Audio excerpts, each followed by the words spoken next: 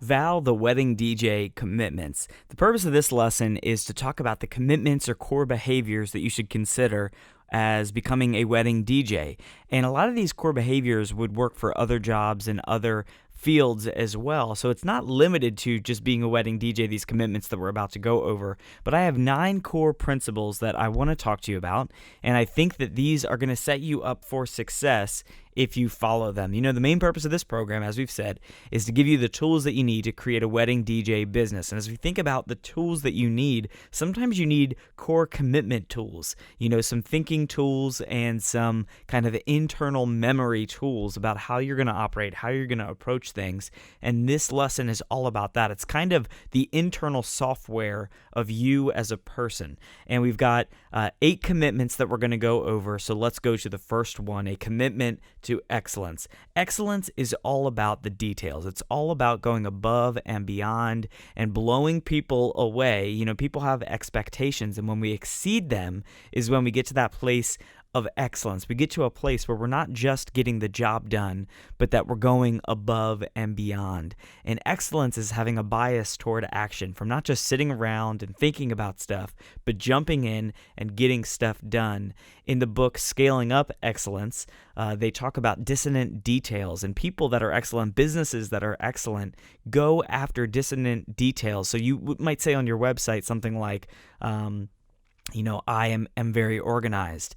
And when you are operating, if you are not very organized, that's a dissonant detail. You said you were one thing, but then on the other hand, you're not. So what excellent companies do is they are consistent. All of the details that they publish about themselves are the true details that they really execute in real life. And that is just something for you to think about, is that, are you noticing details that might be dissonant, and can you figure out a way to make sure that they are all in sync? So commitment to excellence is our first one. Number 2 is a commitment to lead. You know, we talked about being the guide in the couple's journey, and that's really a leadership role, and good leaders are humble. Good leaders do not bulldoze over people.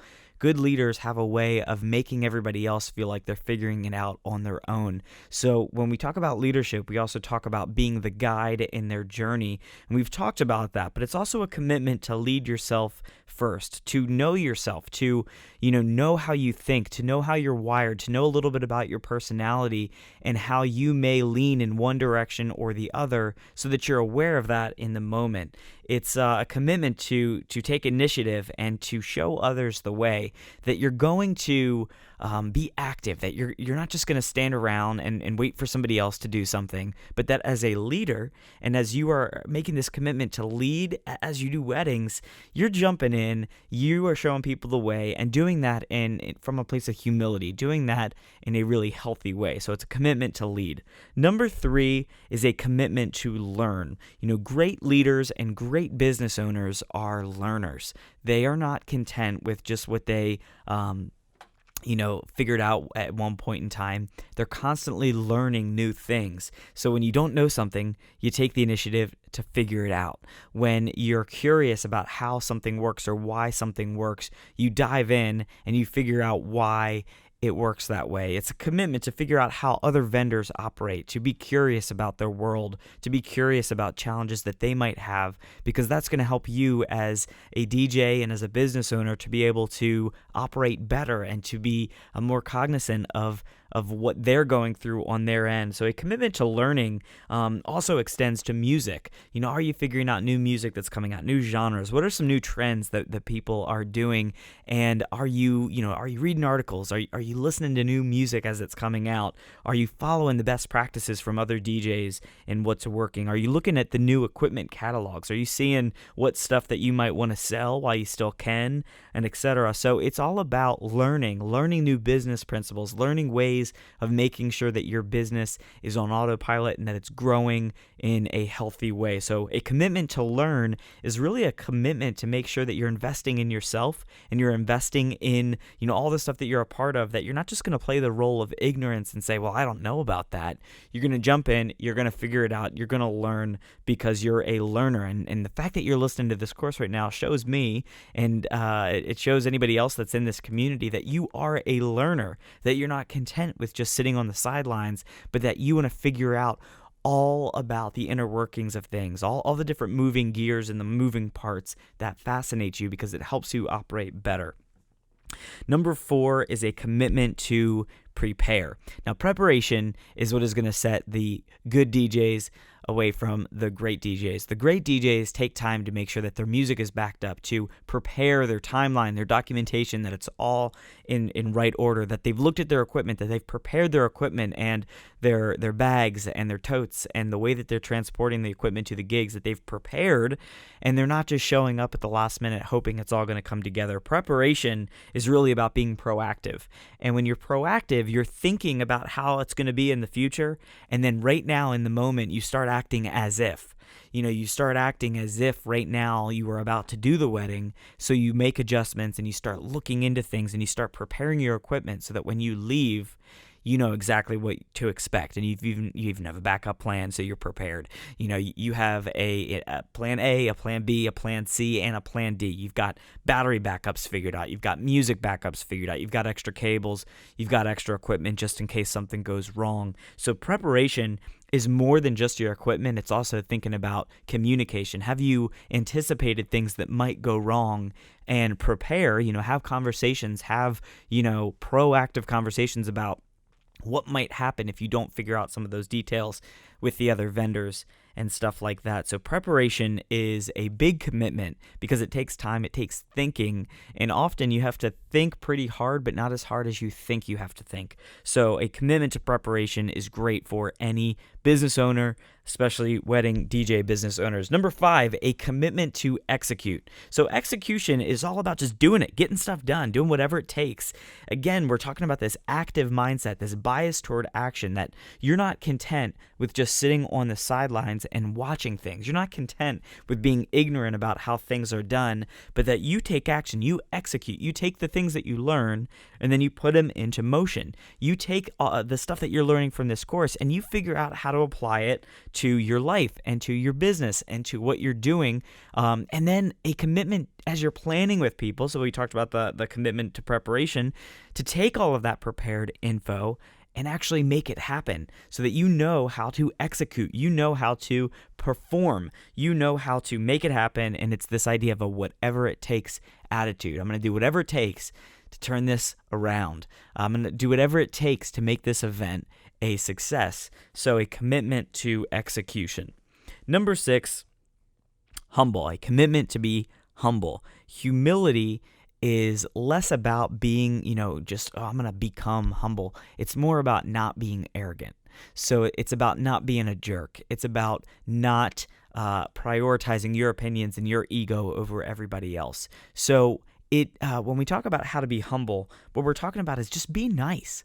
Be nice to people interpersonally, greet them, look them in the eye, give them a firm handshake, and don't be a jerk. Do what it takes to learn about people, to learn about body language, to notice if maybe somebody's looking down, to say, hey, I notice you might not be looking so okay. Like, what's up? What's going on?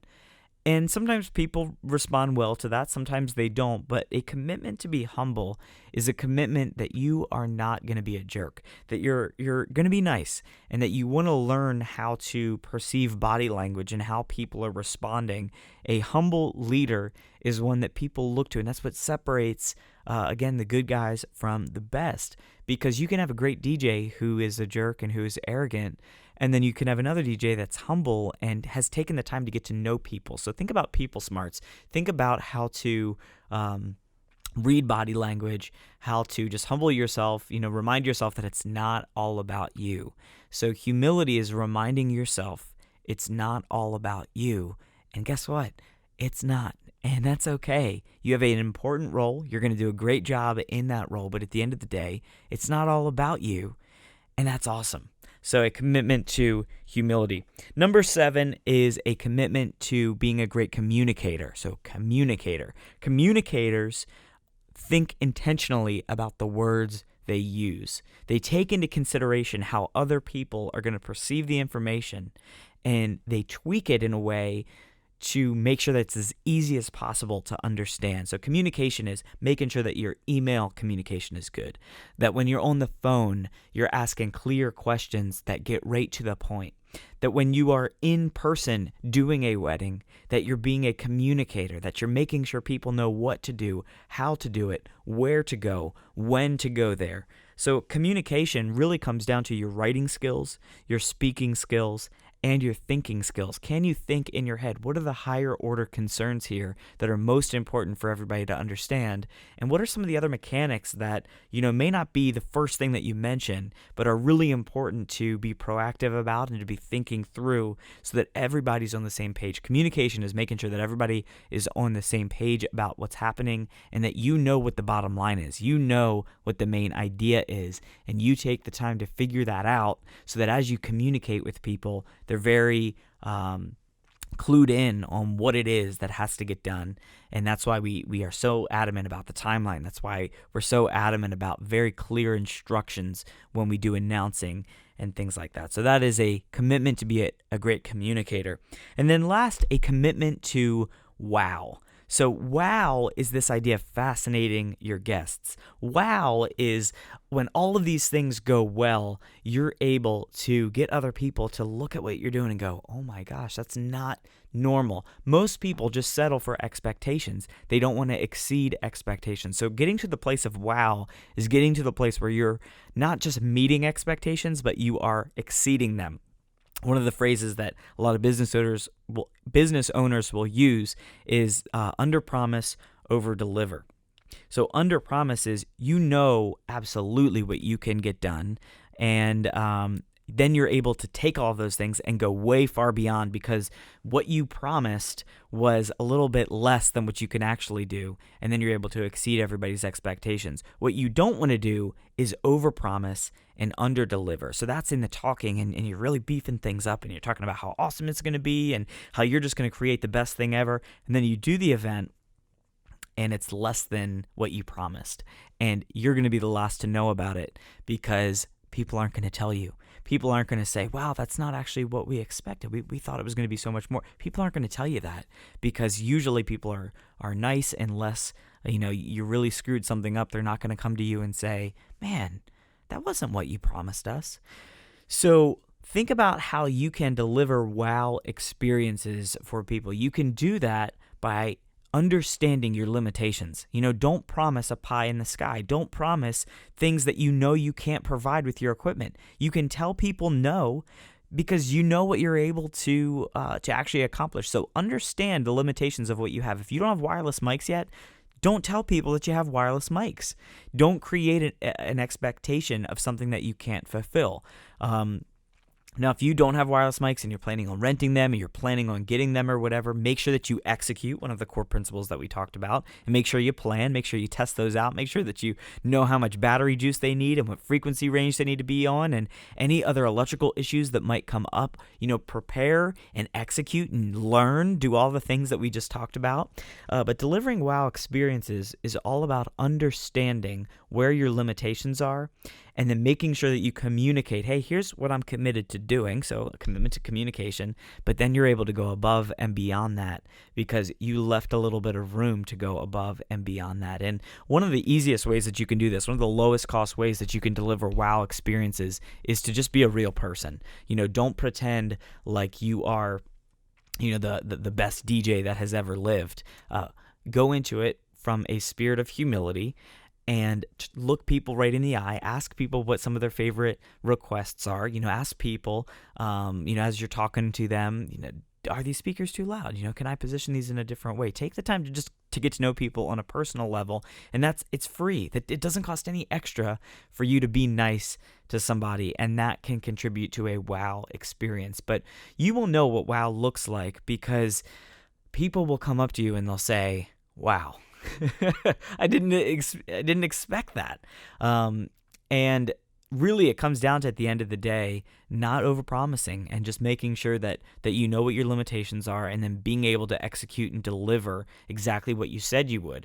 So there are our 8 core principles, or our 8 DJ commitments. I actually recorded a longer version of this in the past that I'm going to post audio only. So if you're interested in getting into more detail about the commitments and different ideas about how you can apply this stuff, you can listen to that separate audio. But this is really the simplified version. These are the 8 core principles that you should be committed to if you're going to get into the wedding business. And really, if you're going to be any kind of business owner, these are really important principles to consider.